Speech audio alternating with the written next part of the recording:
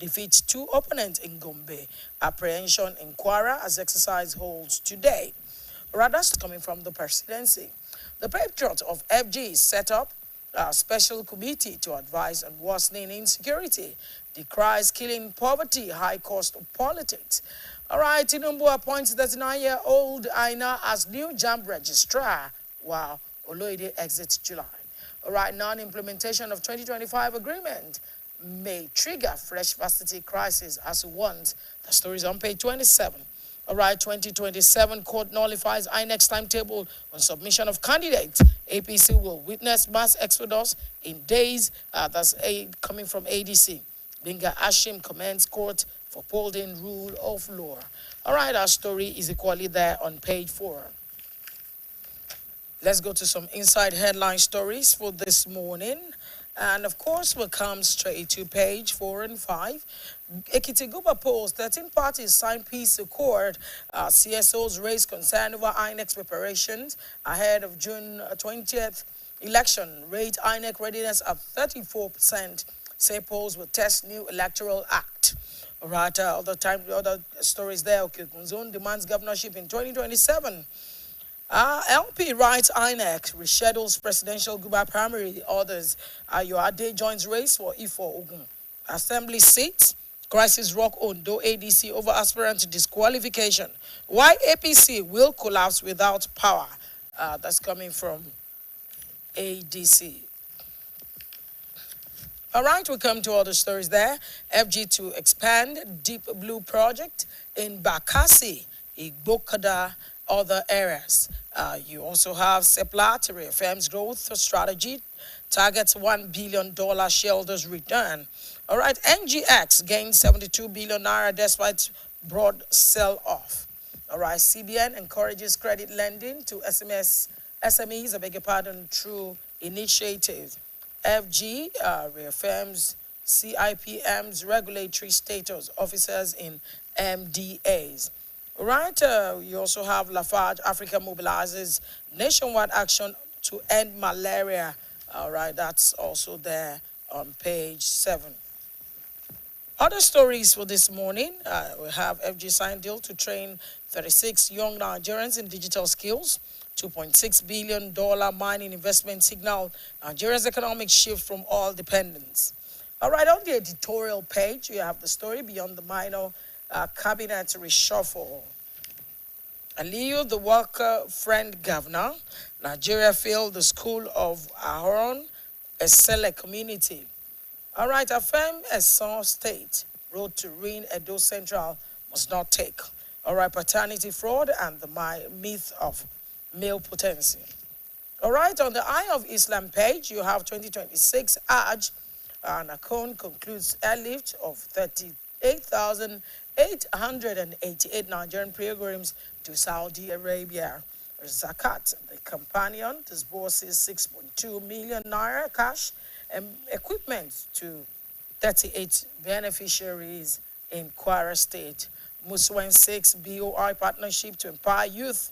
Women in Southwest condemns Oyo school abduction, demands urgent action. All right, on page 14, Oloide award ambassador of Muslim community. Cleric urges Nigerians, pilgrims to maximize Hajj blessings. Pray for nation. Behind the ritual, the significance of Korbani, that sacrifice. All right, on the Friday Treat Extra page, you have other stories there. Google Marketing Live 2026, how AI is unlocking global commerce for Africa. On page 16 and 17, you have the architecture of Greece, reflection from the Made in Scar to Shine conference. Right, on the Travel Plus and Minds page, you have other stories there. Ikogusi Resort highlights growing accessibility as tourism infrastructure improves. Inside Arewa, you have other stories there. Ubasani appoints Suleiman Sahad Abubakar as Emir Kagako.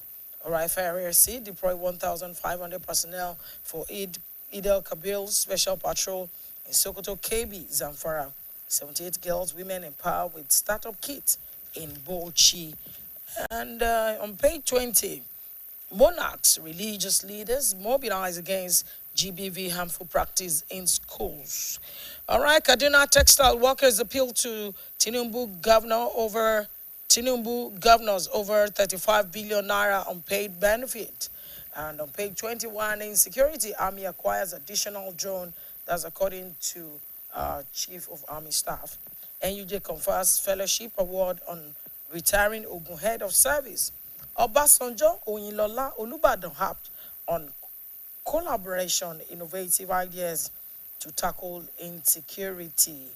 The story is also there. On this vintage sport page, you have some stories. Salah set to captain Egypt at World Cup. You have our who win NPFL tied to Rangers or Rivers United. All right, what Nigeria table tennis lack, says Oshodi. Eagles call up shock me that coming from Alebiosh. Or your lifters shine at African Tunnel.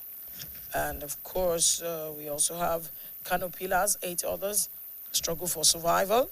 3SC, Ikorodu City in race for continental ticket. Rangers, Rivers United battle for NPFL title. Eagles maiden call-up shock me. That's coming from Alebiosh.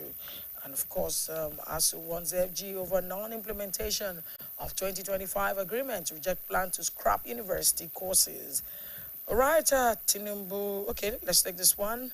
2026 UTME JAM releases 279 withheld result of candidate after investigation. Right, and scientists reverse brain aging with simple nasal spray. Then we go towards the last page. You have Olaokpa advocates merit-driven civil service reform, improve welfare. You have Ondo stakeholders call for better waste management policy. Those are some of the stories that will be taken this morning, of course, from the Nigerian Tribune newspaper. Over to you, Victor. Well, I've got the Nation newspaper right with me this morning, and yes, interesting stories in front of the pages. Well, we'll start with this one. Court voids INEC's timetable over inconsistency with Electoral Act. You find more of that on page 3, but we have the riders. Agency may file appeal. Lawepo Hashim hails judgment. We have this one. 39-year-old Aina replaces Oloyede as JAM registrar. IG deploys tactical intelligence for kidnapped Oyo pupils rescue. You find more of that on page 37.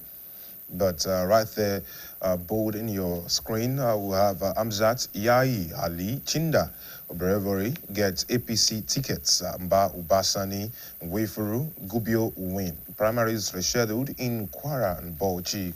And of course, the story continues on to page 2 out there with a list of the winners across different states also in there. Terrorism is Nigeria's most complex security threat, says General Musa. And the story that continues on page 3. On page 33, federal government to expand Deep Blue project to Bakassi, orders, says Oyetola. Let's flip on to what we have inside the pages of the Nation newspaper for today, Friday. On page 3, court voids INEC's timetable over inconsistency with Electoral Act. And presidency, Tinubu not planning to rename Nigeria or scrap Sharia law. That's an interesting one. On page 4, PDP affirms consensus senatorial candidates in Benue. LP shifts presidential and governorship primaries to May 30. 3 Bayelsa PDP reps members declared for re-election. And we have Akinaka is PDP's sole candidate for Bayelsa Central. Reps aspirant decries manipulation in Ondo. Motayo secures PDP Senate ticket for Ogun East, and crisis mar APC House of Assembly primary in Kosofe. On page 5, Odili Odua battle for Abgas Senate ticket in Anambra.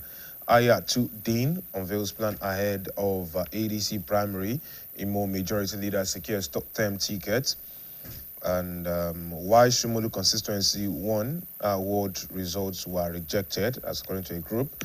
26 secure APC House of Assembly tickets in Ondo. And there's a warning here, don't allow unpicking of candidates. Youngest APC lawmaker gets ticket in Kwara. And of course, NDC to adopt direct mode in Ondo.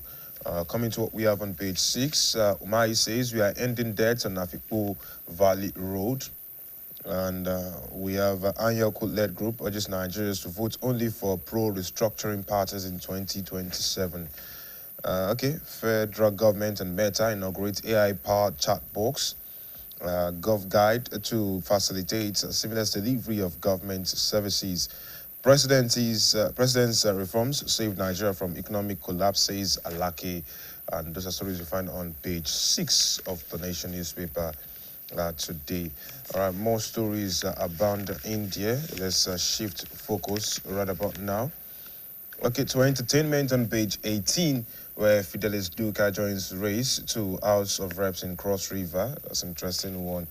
AI music is inevitable, says Johnny Drill.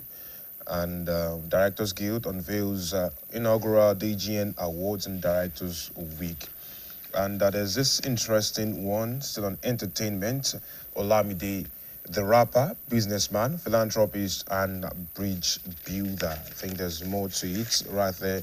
You might just want to read. It's a center spread story from pages 18, and it goes on to page 23, actually.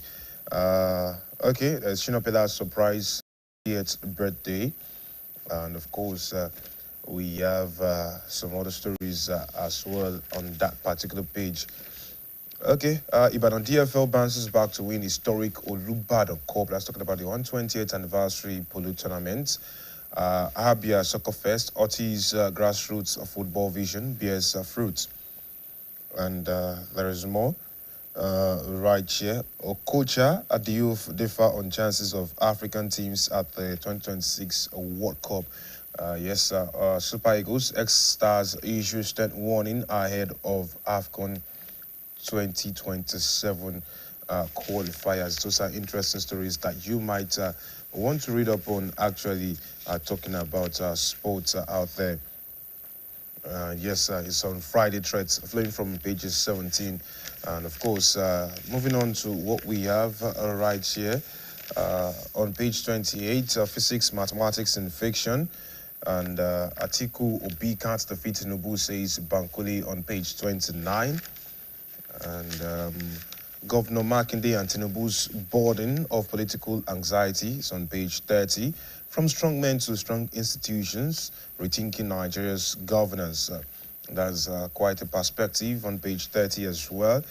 And we have NACON concludes outbound pilgrims airlift on page 31. Now on page 32, 12 couples get subsidized IVF treatment. Firm raises standards in pumping sector. Alleged defamation. Developer sues family and officer for 500 million naira. Alliance to political actors. Avoid ethnic tension and divisions. You find all of that on page 32. And Supreme Court declares ex-GOC Otiki. Tree planting holds in Lagos and Port Harcourt. And Alad Dayton rejects expulsion by TUC and NEC. Okay, on to business on page 33. Where we have oil prices rise as U.S. stockpiles fall amidst supply risk. And we have NSE challenges engineers on financial literacy.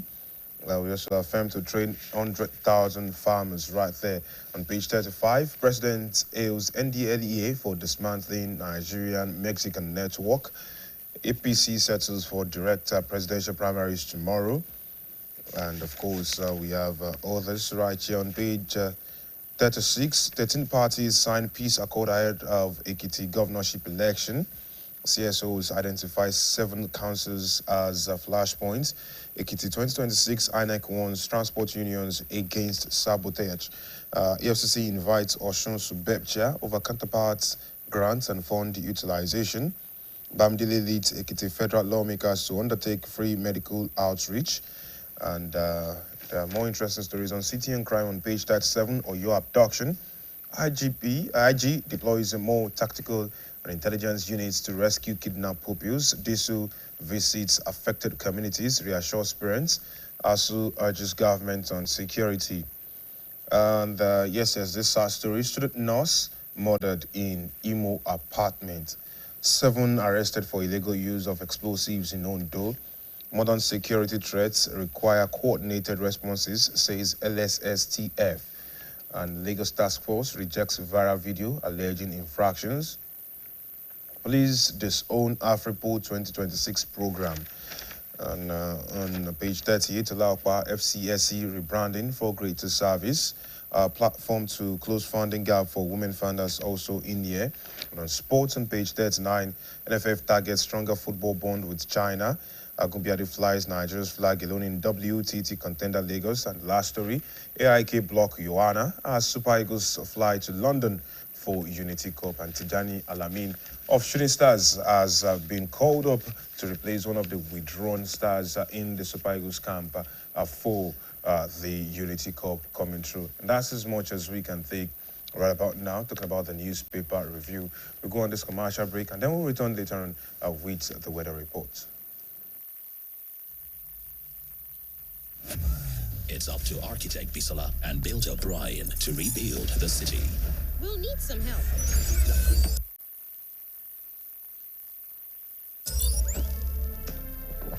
Let's get up and go!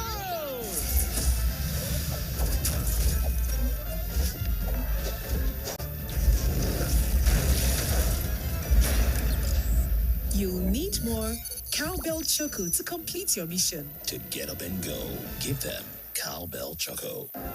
Progress no dey happen just like that. It dey come from support when you need am. Mommy, I got the school fees. You too much. Na money point o. Money point, thank you. Customer, na transfer abi? Confirm. Bro, na transfer. Na money point oga. Oh, na confirm.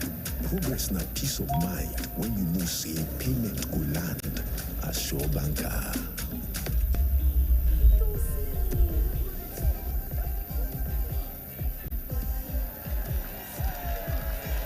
Progress na small win wey dey carry person go far. No worry, yourself go make am. Mo go buy ball. Victor, even you dey use money point? Of course now, they use money point. Confirm. Money Point, made for your progress.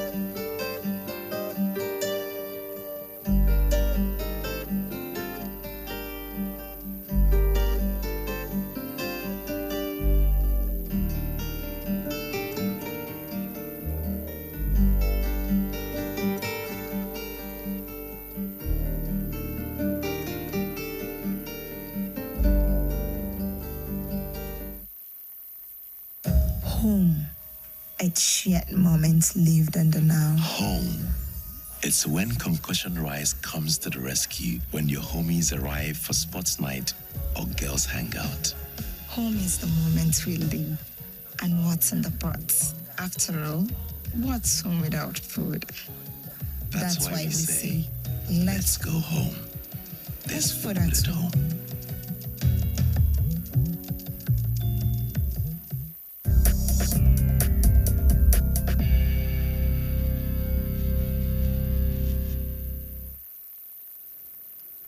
All right, welcome back. It's still AM120 on the Broadcasting Corporation of Oyo State. Of course, we're now in the interview segment, and in the interview segment of this morning, we'll be looking at what we call Orire Idianyure terror attacks and abduction matters arising. You will recall that the manslaughter in Orire local government area of Oyo State was Michael Oyedokun, a mathematics teacher. He was among a group of teachers, pupils, and staff abducted from Community High School, Ahoro Esele, on May 15, 2026, and was later beheaded by the bandits. Apart from this, of course, there were also reports that, of course, in Idianyure area of Oyo State, that, of course, two people were confirmed abducted in Crane, Cocoa Research Institute. And of course, the Oyo State Police Command also confirmed the abduction of two staff members of Cocoa Research Institute, Idianyure, while also debunking false reports circulating on social media alleging a mass abduction within Ibadan and surrounding communities. Of course, in a statement, DSP Ayolade Olayinka, said the incident happened on Monday at about 6 p.m. when armed men reportedly invaded premises of Crane in Idianyure and abducted two staff members to an unknown destinations. Kidnapping, abduction, too many at this time. Our guest this morning to look at the conversation is Dr. Adekunle Onile. He is the former chairman of Ogoluwa local government near Orire local government.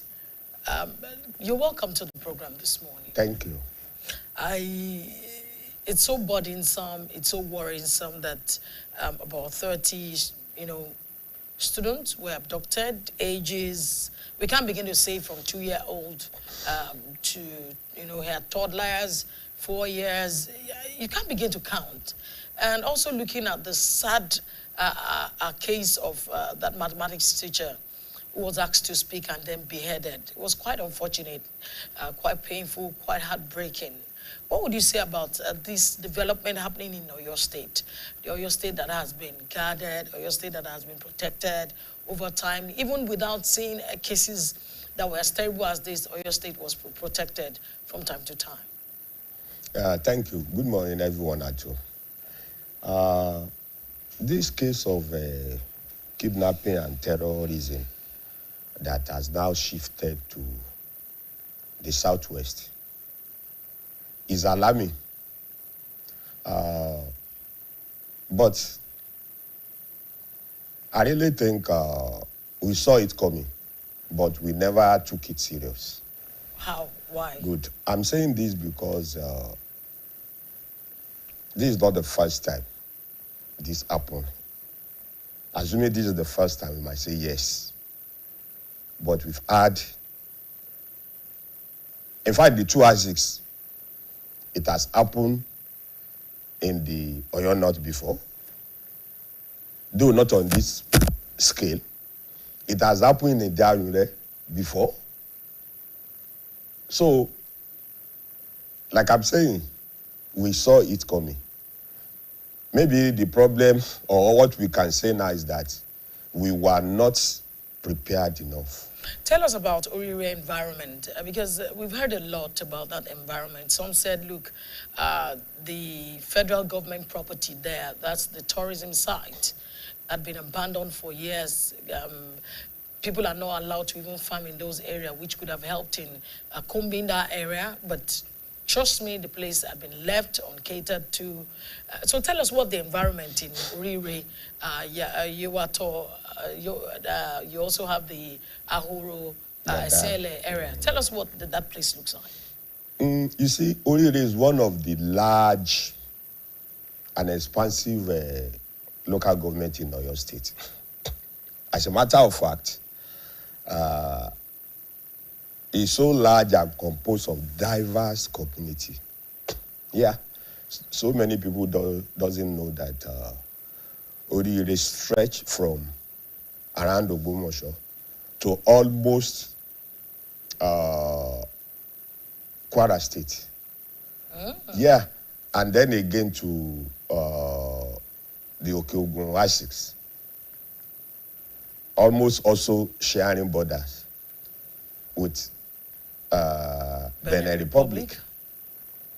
As a matter of fact, Orire has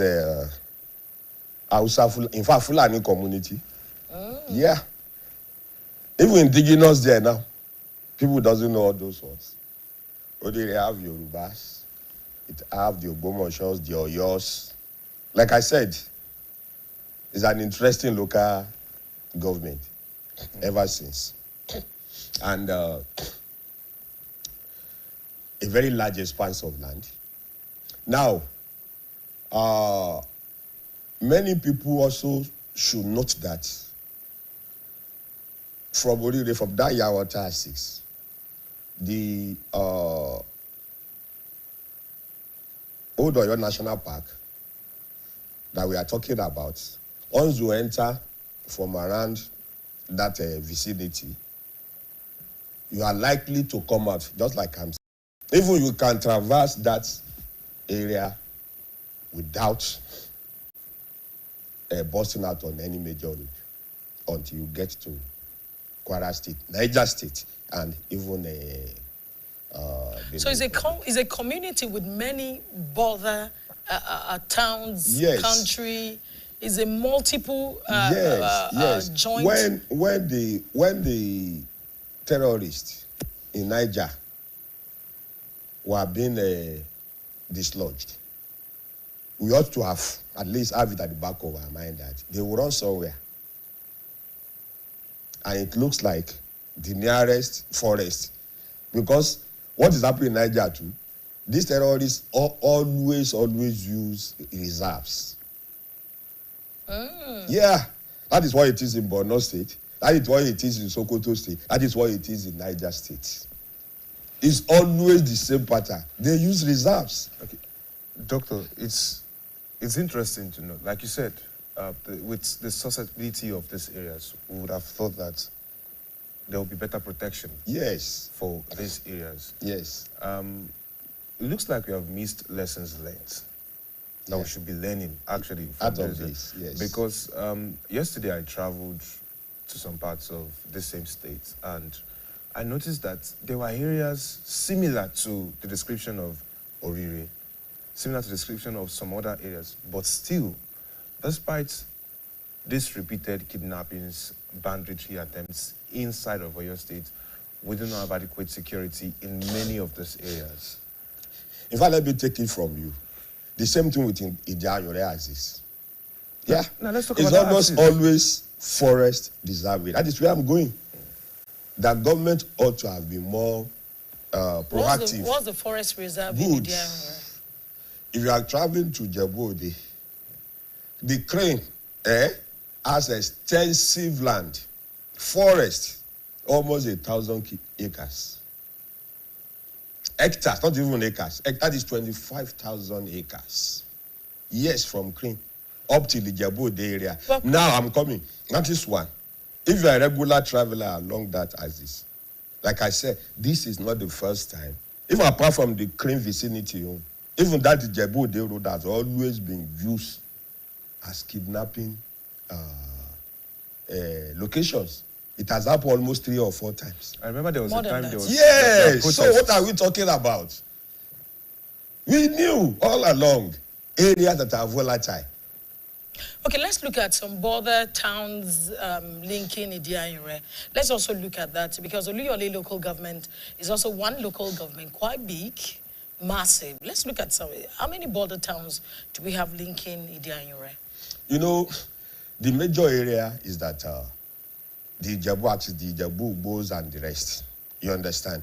Awa, Oru. Yes. And then towards the Ibadan side there, the Ambala area too, with all those quarries and the rest. And that's why I said Ambala has a share of kidnapping. Ijebu, they would have had his share because the kidnappers need a forest protection. And this is where the forest rangers that the federal government mooted at a point in time became relevant. You understand? Our forest reserves have been abandoned for a very long time. Because you see, it's very difficult for terrorists to move in numbers or through forest if we have scouts in the forest who will have alerted the populace in time that we notice movement. You understand? And if we have that the kidnapping and they are moving these people, this is a mass movement. I'm just imagining how fast and how well coordinated it will be to be shepherding women and children successfully, knowing fully where some of these children will be stubborn, will be crying. You understand? And even be hungry. How are the logistics met? These are things our security experts should study. Well, we got information that some people were arrested afterwards, but there are questions in my head. And maybe you would help us with your understanding of that environment. Why? Because we are looking at places like this. To me, it feels like many of them are just living and waiting for when it will be their turn to be, I don't want to use the word kidnapped or taken away like the others, because I mean, I'm thinking about how life will be for other people in that same community and in communities like that. It wasn't their turn before, just like it wasn't the turn of the Southwest to experience something like this. But now we are seeing this criminal enterprise growing nationwide. And there are questions. So how do we psychologically confront this? Because we are talking about the productivity of a nation, of people who are supposed to be doing something that would help the nation thrive economically. We are looking at, was it 1 trillion naira, economy in coming years? And here we are battling these issues. So how do we achieve that?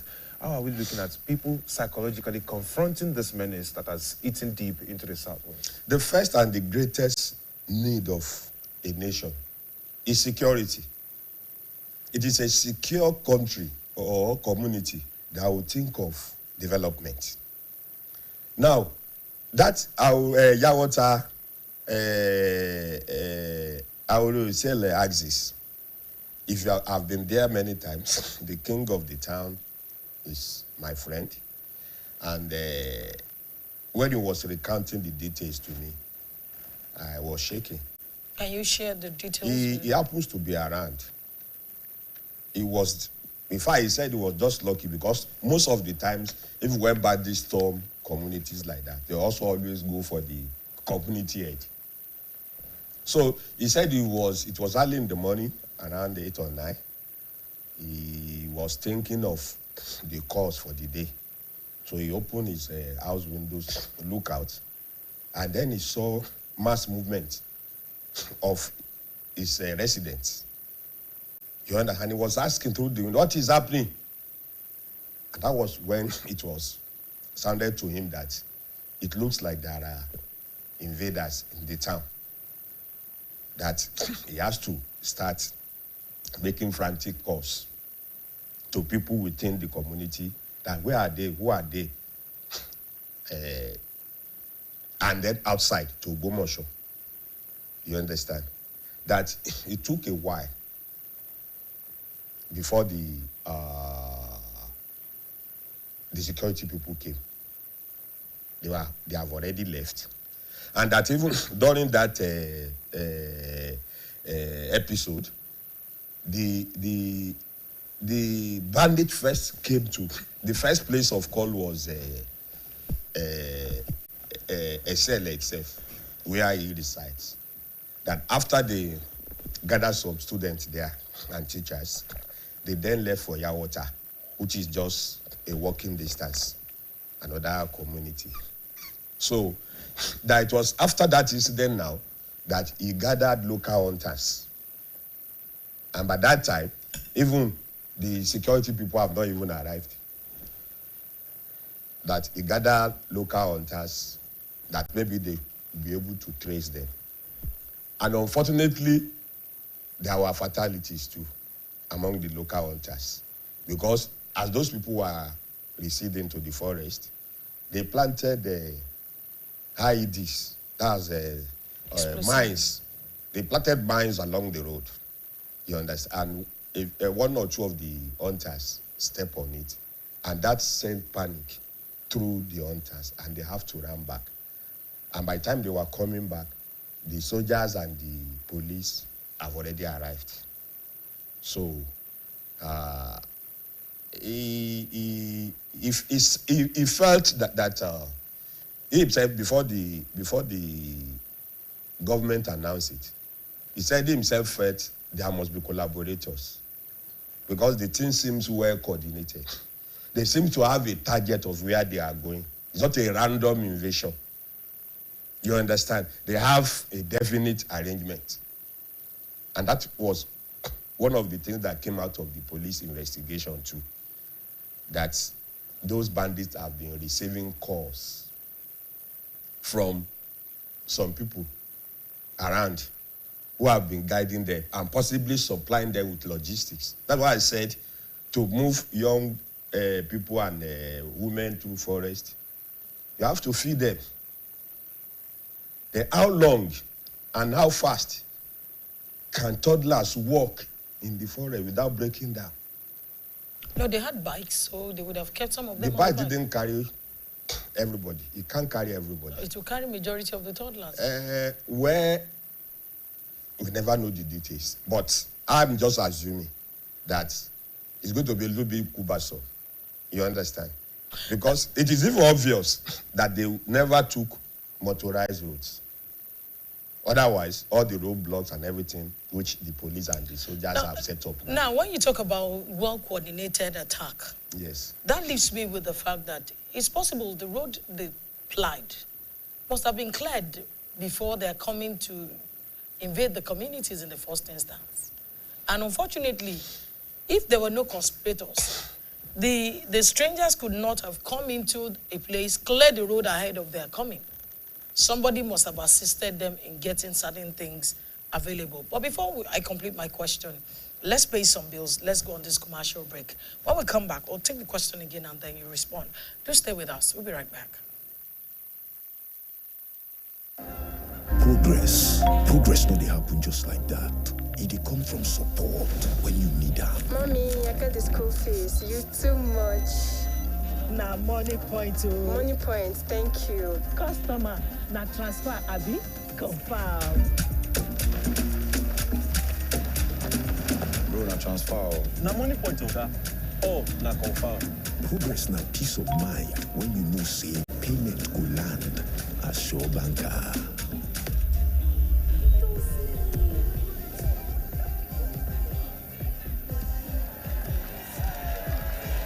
Progress na small wind where they carry person go far. No worry, yourself go make am. Mo go buy ball. Victor, even you dey use money point? Of course now, they use money point. Confirm.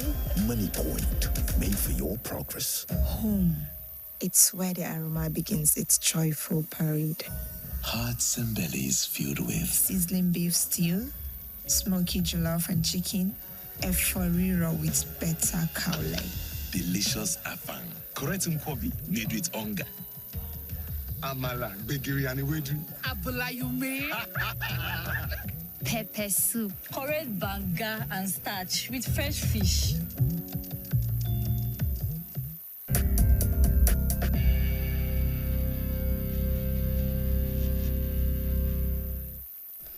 All right, welcome back. It's still AM120, and we still have with us in the studio Dr. Adekunle Onile, who is the former chairman, Ogoluwa local government near Orire, where the incident happened.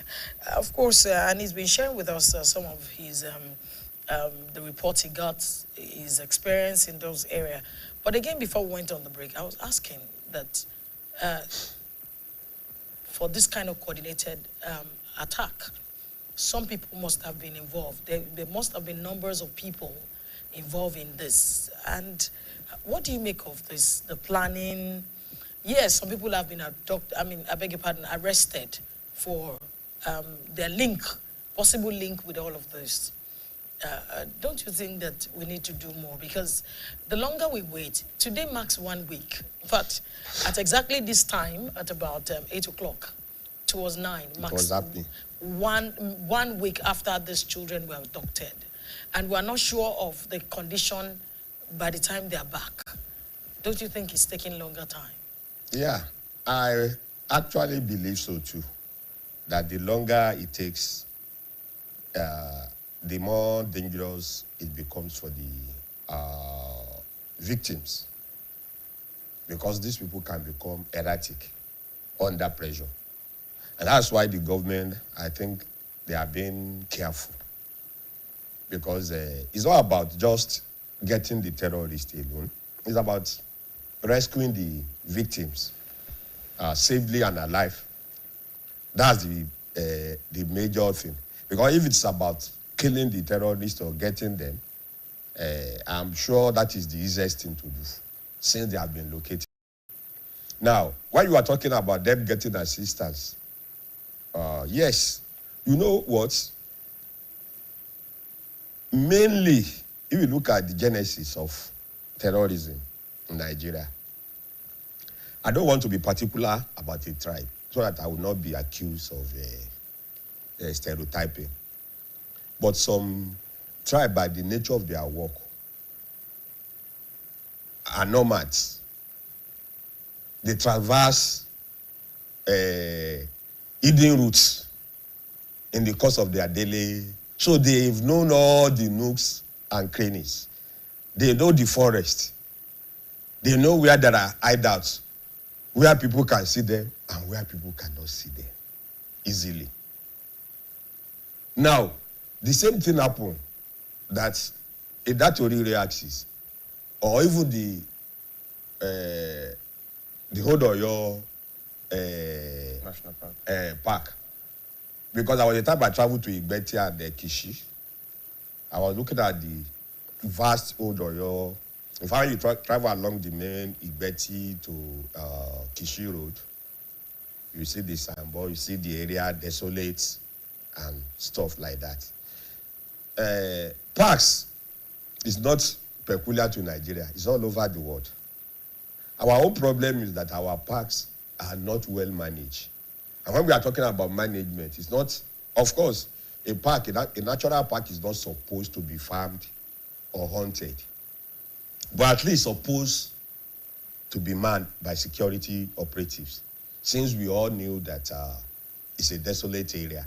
And since we are battling security problem in Nigeria, the government should have as top priority, both Oyo State government and the federal government, that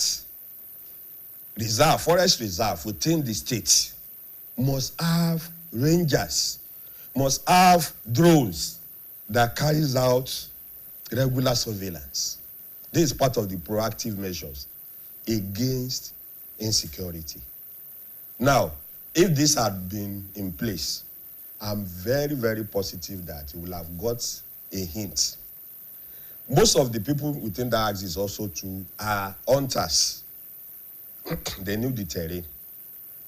And in fact, one of them was quoted as saying that the particular hill near Igbeti, where those terrorists are now confined, is so impenetrable that if you put a whole town there, but not even do anything is happening. In a hill? Yes, around that vicinity, that the vicinity is so dense and so obscure. from from people's site. And funny enough, it's not even too far from normal settlement on a line of sight. You know, when we talk about line of sight, that is without going through normal roads. That's why it is easy for somebody to walk from Ogbobosho to Kishi, but it will take you hours to drive. You can walk with leg within that maybe 5-6 hours through the forest. The only thing is that it will be inconvenient and you might be having fears. You can walk to Igbeti before somebody driving from Ogbomosho got to Igbeti. Doctor, it raises a lot of questions for me. Why? Because I feel like we're not harnessing our resources well enough. Aside the management of the park, I served in Kayama. Okay, and that's in Kwara State. Kwara State. And anytime I'm coming from Kayama to Ibadan, I use the same places, Kishi, Igbeti. Kayama is also yes. Hotbed of and before it became a hotbed, I feared it would become a hotbed because you have a premonition. Yes, because it was close to Ikanji and you know the neighboring country as well. And looking at those roads, like you said, I would have expected that they would have made moves. I remember when I was serving then, there was this fear because most people in Kayama were traders. The fear that when we were applying some certain parts of that road, the road was always very bad. There were repeated attacks. And they mentioned, okay, most of these people that were attacking people and, you know, killing them and collecting their monies and belongings they were speaking a certain language and all of that. And the communities rallied together, got their hunters or the vigilantes, people that had any military experience to do some business. And we still had the likes of the NSCDC in those towns doing some business, and they were able to arrest. Even I remember one of my CDS advocacies, we saw one of the people arrested who was a young boy who should have been in school, just about 13 years thereabouts. Now you would have thought that we would be harnessing this kind of individuals who have a little bit of military experience before they even fall into the hands of the kidnappers to get them to man these areas somehow, some way. But we are not doing that. I think that it's just unfortunate that they beat the present state government to it, because I think Governor Sheyi Makinde was already thinking in that line sometimes back, and that was what brought out this idea of, after the first kidnap attempt, of buying surveillance aircraft for that area. It was specifically because of that first attack that the governor thought looking forward like that, and according to what the statement that came from the government house said, the aircraft had just been assembled. I'm sure that if that had been completed before this incident, perhaps this thing wouldn't have happened. So, and I'm also now positive that with that on ground, the possibility of it happening again in that area will be reduced, because I use the word reduced, not eliminated, because when it comes to security, it's everybody's business. Government can only try as much as possible. The local community, in fact, if you go to those schools that were attacked, you will discover that they are too isolated. Very, very isolated. I'm even surprised some teachers are so brave as to be teaching there, because it's obvious that if anything happens to you, you are far away from rescue. Very, very obvious. And then before I forget again, when we are talking about collaborators, the same thing with that crane in the incident too. It looks like whenever there are activities around that crane is when kidnappers will strike, because I learned that presently there's an international activity there that day before yesterday when the incident happened. And the first one did the same thing. What international activity? Maybe, you know, it's a research institute, and people come from even I think one of the people abducted was just one of the participants, not even the staff. You know, People said there were 2 stars, but I think later on it was modified as one of the participants of a program there. Okay, Doctor, now I want us to weigh this thing again. Whatever the outcome of the rescue attempts and what the bandits, the terrorists have done right now, are we prepared for what comes after? Because we're talking about post-trauma disorder for many of those individuals. They're talking about some of their mates not knowing how to adjust to life, after the kidnapping and all of that. Even the areas, those who are not kidnapped, who are still in there, how are we prepared to handle what's happening with them? What's running through their minds presently? Well, you see, life is really unfair. Life is unfair.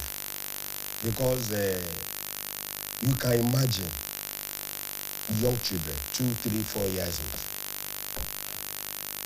That will be a permanent memory for the rest of their life. Trauma. Because I can imagine those 2 or 4 years old now seeing somebody carrying gun another time. They might just be having nightmares in the night. That's one. Then 2, the act of the terrorist cutting the head of that teacher is symbolic. The intention is to send fear into the mind of the populace. You understand? Okay, before you complete that line, kindly let's pay some bills. We need to go on a commercial break. When we come back, we'll talk more about the trauma that these people will be left with. Stay with us longer, we'll be right back. Home. It's in the welcoming little hands wrapped around you in a warm embrace, asking, "What for lunch, Mommy?" So me and Kuka. It's in the coming from me, Gida.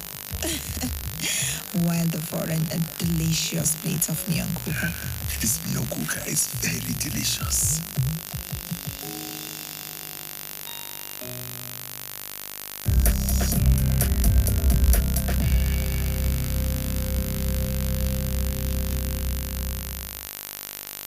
All right, welcome back. It's still AM120 on the Broadcasting Corporation of Oyo State. Doctor, I was just, before going on that break, you were talking about trauma. And that also would like you to also look at why the teacher, the mathematics teacher that was beheaded, to also look at why he was beheaded along the line. Yeah.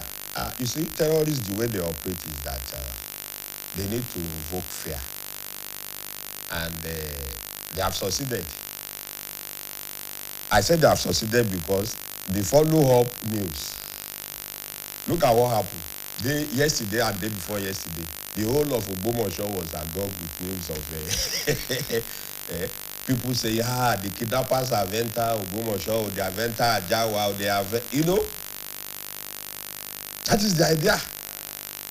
To instill, even in Ibadan here, there was still some areas that there were rumors that the kidnappers have got to Ibadan too. Yesterday, and that is their warfare, fear.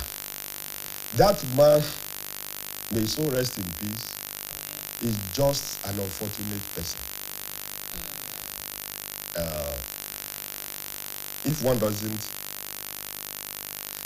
If you don't experience it, you might not know how it is. But if one look at the picture, the face of something must have transpired before they decided to say, kneel down, we are going to kill you. They told him, you can see the fear in his eyes. They told him and he was pleading. Although that aspect of the video was cut off. His children will see it, his wife will see it, his family members. Yes. The idea of knowing any moment from now you are leaving this world is terrible. Okay, so let's even look at the other part of it. The man had been beheaded. We don't even know what these terrorists, what they want. They have not, it's 1 week. They have not told us. Made any demand. I mean, and there are also reports that security agencies, both local, both, regular security agencies, have also combed that area, meaning that they can't move from where they are to another neighboring let me place. make a differentiation. There's a difference between kidnappers and terrorists. People are mixing both together. Kidnappers kidnap for ransom. Immediately they will make demands. Although terrorists also make demand when they need logistics. You understand? But it has not been confirmed by Defense Headquarters that these are offshoot of GNI, a particular terrorist group. And those ones are not necessarily kidnapping for money. That's why they've not made any demands to the state government. Those ones are jihadists. They have a principle, you understand, which is to outrun the system. It's not about making money. It's not about making demands. Now, what do you think is the future of those schools? Do you think that those schools will not be deserted for life? In fact, I asked yesterday from the LCLA that what is now happening. He said almost 3/4 of the town is deserted now. People have left out? Yes, nobody wants to take a risk that they will not come back. It has happened before in the north. We are a particular town had been struck 2 or 3 times. Is there any mineral resources in... it's not about mineral resources. No, let's just look at it because, I mean, there could be mineral resources that some of these people target and maybe the reason why that's why I told you that they passed through many communities before they got to. But I'm saying... Ibeti is a major mineral area. Not even that I will say. So we don't have any... I don't have many activities there. But there are many... That's why I said, for them to have come through a long way to a particular location, there is a purpose. You understand? It's not random. Okay. Doctor, as we wind down this morning, I want you to look at the response of the NUT to this. Bearing in mind how heavy the education system has been hit by these repeated attacks across the country. I want you to look at that statement from them. How do you feel about it? The NUT can only, it's a trade organization. They're not actually the employer. The employer are the state and the federal government. So all they can do is just be a pressure group. And that's what they have been doing. You understand? The NUT leadership, both at the state and national, have made statements. They've been involved in the operations going on, according to what the Ogbomoso NUT chairman said yesterday. They've not been sleeping on their horse. They've made a visit to the family of the teachers involved. They've met with the Commissioner for Education. They've met with the representative of the state government. Sure, you understand? The NUT are actually doing their bits. But like I said, everything rests with the government. And I must say at this juncture too that we should commend your state government too, because they have been very proactive. The report from a CLA, which I said got directly to me, was that they are doing very well. In fact, they've met with the community leaders. They've set up certain logistics, which are not meant to be announced on the air, and that the state government is actually feeling that it's a stain on your state. Doctor, on the final note, as the former chairman of Ogoluwa local government area, a community near Oriri, and you understand those type of environments a whole lot, what would you say to communities similar to this community right now? I really think they should beef up their security arrangements. Internally? Yes. I remember back in those days, I don't know whether it's happening now, most schools do have day guards. You understand? Although I doubt if that will work in this instance, because day guard is for petty thieves, and I don't think that. No, but if there were day guards, the gate would have been closed. I mean, you could see somebody coming with many children to invade the new school. I don't think they have gates. They These don't are have schools gates. without gates. They don't have gates. They don't have. Just like the Ukraine. No fence. Just like you won't believe that even Cocoa Research, a federal government institution for almost 50 years and above, don't have perimeter fencing. It's open. But they could have alerted them to. You know, it's really funny that police station now have fence. Where all those, whereas all those soft targets don't even have fence. Where we put vulnerable. Well, on this note, we can only appreciate you for making our time to be on the program this morning. Dr. Adekunle Onile, the former chairman of Ogoluwa local government near Oriri local government, where those students, teachers were abducted. I want to thank you on behalf of our producers and crew members for making our time to be here this morning. Thank you very much, Doctor. It's always a pleasure. All right, we'll go on a break, and when we come back, our next guest will be waiting. Stay with us.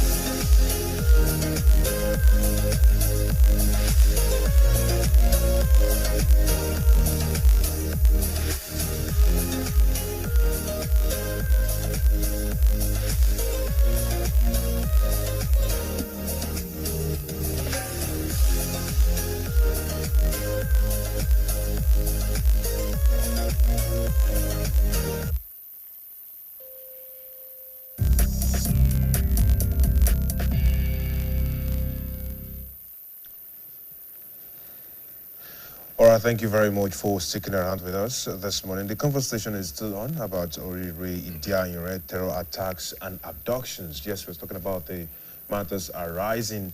And like we promised you, our second guest is right on seat with us, and that's Mr. Fatai Akinsami Esquire, who is a retired intelligence officer. Good morning and welcome this morning, sir. Good morning, my brother. You're welcome, sir. Thank you. Well, I would like to know, sir, when you first heard of the Oriri attack, and then you saw the news about the Idianyure attacks, what came to your mind? Well, generally, there have been so many insinuations that these people are moving down south, they are moving into the southwest. So the first thing that will come to your mind, you think it's still not coming to reality. I see what people have been rumoring or saying is coming to reality. So what you're saying is looking like we missed all the signs. We didn't prepare enough for the eventual reality of them making an attempt to come down south. Well, I have not said we are not making efforts, but at least the effort is not enough. So the effort. Okay. Thank you very much, sir. I'd like us to look at these cases of kidnapping. Whether we like it or not, they have come to the southwest. Initially, it was Ondo. We're getting cases in Ekiti, and all of that. Kwara, but unfortunately, it has come to us directly facing us. What do you think we did not do? Honestly speaking, truth be told, the governor of Oyo State tried to prepare ahead. If you look at the Diayure axis towards Ogun State, you will see that we usually have a roadblock there, not just a roadblock. There is a security post there, and they serve that particular area to prevent such. What did we not do to prevent this particular incident? I think basically the intelligence gathering is not enough. And timely disseminations of information also is also not enough. If information is not disseminated timely, then the response will also not be timely. So, and that's why we are witnessing all this prolonged. Okay, let's look at the Dianyure axis. First and foremost, that area is quite known, especially in recent months, for conversations around highway robberies, these kidnappings, and many of these attacks on people moving around the axis. I remember a couple of months back thereabouts, there were a number of protests being held in areas close to the Dianyure axis. People asking questions, but again, we have had that attack at Crane, which raises a lot of questions about the preparation and how we are trying to solve it. I don't know, as a retired intelligence officer, can you let us understand what the situation has been like, how it has come to be like this? You see, that Crane area is the major road from Ibadan to Ijebu-Ode. I think I applied that road some few days ago, and the road network there was the road constructed by late Obafemi Awolowo. Thank God it has been recently awarded by the federal government. So I pray it is timely executed. Number one, these people, they use the road network. Once the road is bad, they take advantage of such bad road, and it's also bushy. If you are moving from Idianyore to Ijebu-Ode, you will know that it's a very thick forest reserved area. We should be desolate. So if somebody just find that road at hours, is prone to attack, and he can be easily kidnapped or abducted. Okay, let's look at some of this. When we talk about intelligence, who should provide intelligence and who is not providing intelligence? Because one would have thought that the issue of security is everyone's business. Absolutely correct. And don't you think that it's time for us to begin to tell citizens that if anything happens, it is our failure of not saying what we see at a particular time? That is correct. I agree with you, absolutely. You see, everybody should be involved when it comes to the disseminations of information that will be processed to become intelligent. The forest, I've said it sometimes ago that serious arrangements should be made to safeguard the forest. Most of those people that we are suspecting that are carrying out this act, they said they are Fulanis. And whether you like it or not, these Fulanis are masters. Alleged Fulanis. Alleged, that's why I say suspected as alleged Fulani. Now, these Fulanis, they are master in the bush. They know all the route from the extreme north down south. So when we are dealing with such, each state, in collaboration with the appropriate authority at the federal government, should be able to arrange how to manage the forest. As a matter of fact, when I was